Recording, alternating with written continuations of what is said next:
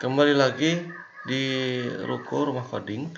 Kita lanjut ke struktur dari sebuah node ya. Tadi sudah saya jelaskan di video yang lain bahwa satu node itu akan punya soket sebelah kiri sebagai input, soket sebelah kanan sebagai output. Nah, coba perhatikan. Di sini soket-soketnya itu punya warna yang berbeda-beda. Ada yang berwarna kuning, ada yang berwarna abu-abu, ada yang berwarna ungu, dan ada yang berwarna hijau di sini. Nah, warna-warna itu punya kode sendiri-sendiri. Untuk yang abu-abu dulu ya. Untuk yang abu-abu ini adalah sebuah input node yang menerima satu masukan aja. Satu koneksi nanti ya di belakang sini. Koneksinya satu. Biasanya bernilai range antara 0 sampai 1 atau 0 sampai 16. Ini kalau di sini subsurface misalnya 0 sampai 1 kan. Nah, ini bisa digeser 0 sampai 1 subsurface-nya. Tapi ada juga yang nilainya itu bisa sampai 0 sampai 16. Ini contohnya IOR, ini nilainya bisa gede. Yang abu-abu itu single value, dia punya range tertentu. Kemudian ada input node yang berwarna kuning.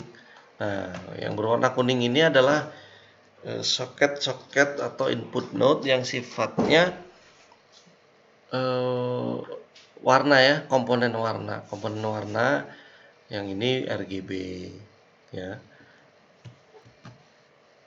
Ini yang base color, ini input warna, dia bisa menerima 3 komponen warna RGB, R, merah, green sama blue ya masing-masing. Dan di sini juga direpresentasikan dengan color palette-nya. Kalau diklik akan keluar color palette di situ. Subsurface juga sama, ada color palette-nya di sana.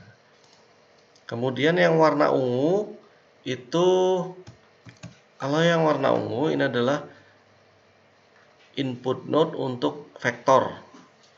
Nah, vektor ini nanti akan kita bahas ketika tekstur mapping nanti ya. Karena kalau sudah berhubungan dengan vektor, maka banyaknya di sana nanti. Maka node ungu ini yang akan kita pakai. Nah, kemudian node yang warna hijau ini ya, itu adalah node yang paling kompleks dari yang lain.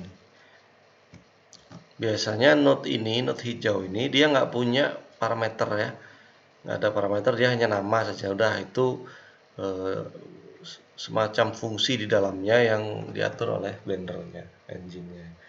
Kalau yang lain itu akan selalu punya parameter yang bisa kita secara interaktif bisa bermain-main dengan parameter itu. Sedangkan untuk yang hijau itu sifatnya selalu ya fungsi yang tersembunyi dari kita. Intinya ya kita tinggal pakai aja. Itu ya, itu node-node yang ada di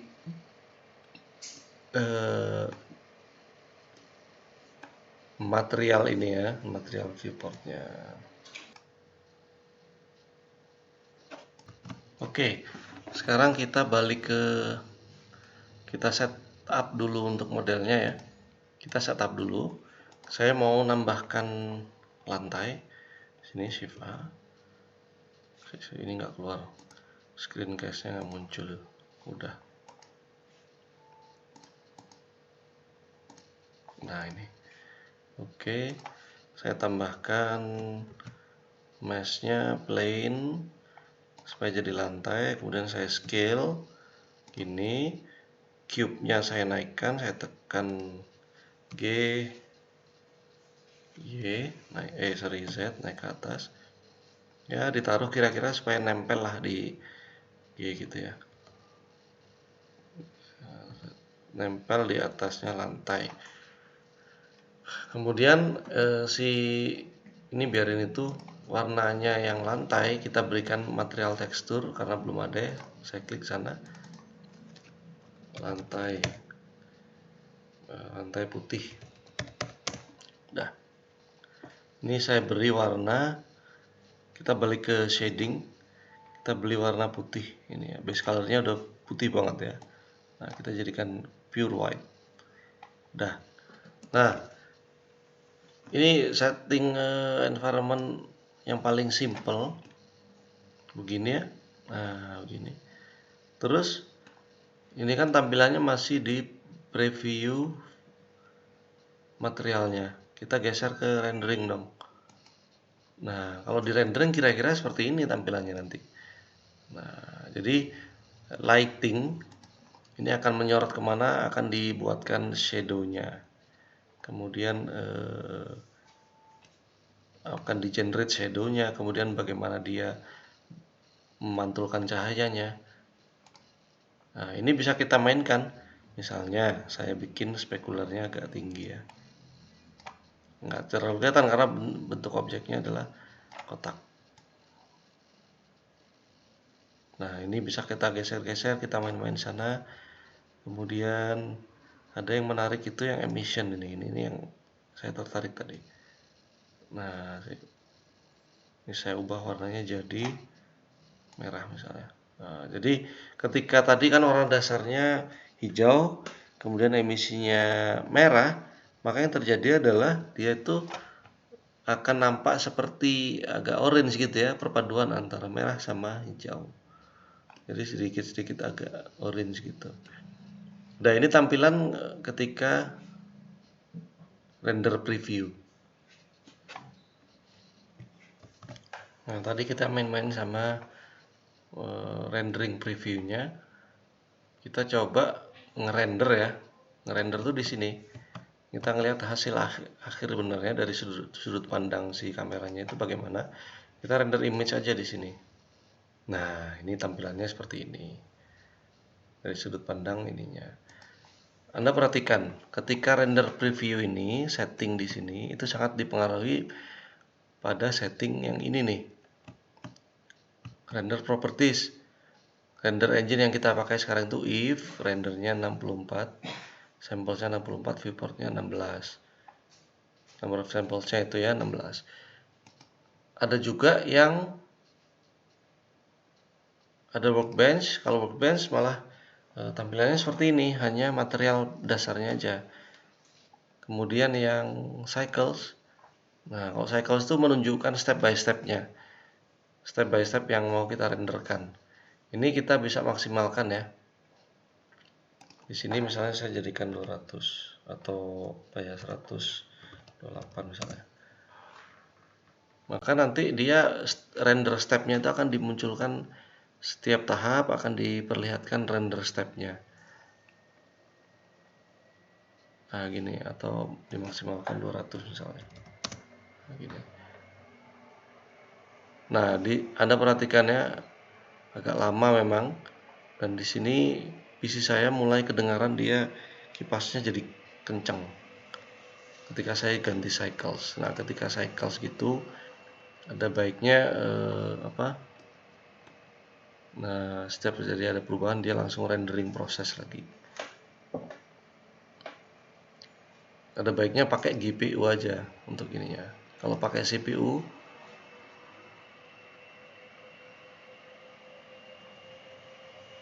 nah gitu. Ini pakai GPU. Nah, jadi kita bisa lihat benar hasil rendernya sesuai dengan apa yang kita setting di sini. Anda lihat dia kan emisinya warna merah. Nah, di sini ada apa ya? Ambience lightingnya ada di sini agak warna merah. Kemudian ada alfanya juga transparan, dia transparan, kelihatan di sini transparan. Ya, beda dengan yang tadi. Nah, setiap kali ada saya scroll atau apa dia render ulang. Coba ini apa ini? Nah. Terus kalau kita coba render di sini, render image. Nah, dia akan merender keseluruhan gambar gitu ya. Nah, agak lama memang. Oke. Nah, untuk memudahkan, untuk mempercepat sampling, biasanya kita bisa pakai Ctrl B untuk blok area gini. Saya pilih hanya area kecil aja biar cepat lah. Nah, ini kan lebih cepat jadinya. Proses rendering jadi lebih cepat. Cycles, feature set supported. Gitu. Ini misalnya saya perbesar di sini jadi 400 ya. Jangan deh. Misalnya 300. Nah, maka hasil renderingnya itu akan membaik begitu. No. Oke. Jadi lebih realistis ketika kita pakai render engine-nya itu cycles daripada yang if tadi. If itu dia tidak mensimulasikan transmisi dan emisinya ya, nggak kelihatan. Coba saya ganti if. Nah udah if itu cuman gini aja. Fokus pada objeknya ya. Kalau di cycles itu true renderingnya. Nah ini tadi kan saya blok areanya. Untuk menghilangkan area bloknya itu bisa tekan Ctrl Alt B. Dah, dia akan merender semuanya. Oke, balik lagi ke if supaya cepat. Nah ini sekilas untuk material yang bisa kita mainkan. Tapi oh ya lupa nih. Coba kita pilih objeknya. Terus ke material kembali. Ini emisinya saya balikin ke 0. Udah warna hijau aslinya. Maka kalau kita main-main dengan edit mode, saya hanya mengulangi kembali. Apa yang kita lakukan tadi itu adalah memberi material pada keseluruhan objek, tidak ke komponen objeknya. Jadi kalau kita mau main-main di satu face aja ya harus ditambahkan dulu material baru. Material ini kan kosong, new, kasih warna misalnya blue. Nah, warna blue, pilih warnanya. Di sini warna biru. Belum ngefek kan? Supaya ngefek ya tekan tombol ini assign. Nah, baru keluarlah warna birunya di sini. Nah, gitu. Supaya bisa material itu ditempelkan untuk vertexnya masing-masing. Oke. Itu jadi Anda bisa bereksperimen dengan kubus ini yang memiliki warna berbeda-beda untuk tiap sisinya. Misalnya saya tambah lagi ya, tambah ini kosong kan, new, kasih warna red. Saya pilih di sini warnanya merah. Saya pilih yang sana. Ini terus saya assign. Nah, 3 sisi udah berbeda warna, masih ada 3 sisi lain. Sisi yang sini warnanya masih hijau. Kita tambahkan warna, masih kosong, tekan new. Ini bisa main di sini juga sebenarnya. Yellow. Udah, kemudian kita assign. Udah. Kuning. Kemudian satu sisi yang belakang ini kita beri warna new. Kasih warna apa nih? Warna cyan ya, kemudian assign. Nah, karena dia berada di bagian shadow di bagian dimana jatuhnya bayangan, jadi warna itu tidak terlalu berpengaruh aslinya. Nah, ini kalau kita lihat ke object mode ya, sedikit gelap jadi efeknya. Ini udah ada warna yang berbeda-beda. Oke, itu untuk material tekstur yang warna. Sekarang kita coba, saya mau hapus yang ini, objek ini. Saya geser aja lah. Grab Y, geser. Saya mau tambahkan Shift A. Mesh itu UV sphere yang ini aja deh. Torus aja lah, torus nggak jadi. Ini ya. Sorry. Kurang. Jadi Shift A, Mesh, torus. Ini nih, torus nih. Nah, major segmennya itu yang itu loh, yang horizontal, yang garis-garis yang horizontal, vertikalnya. Kalau minor segment itu garis-garis yang membentuk lingkarannya. Ini bisa kita perhalus. Ini saya perhalus ya. Oke, saya tambah jadi 64 ya. Nah, udah halus banget. Oke. Nah, jadi ini saya grab naikin ke atas sedikit.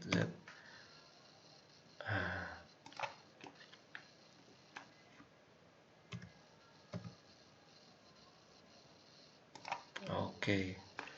Itu kemudian saya beri materialnya kosong kan. New, saya beri material.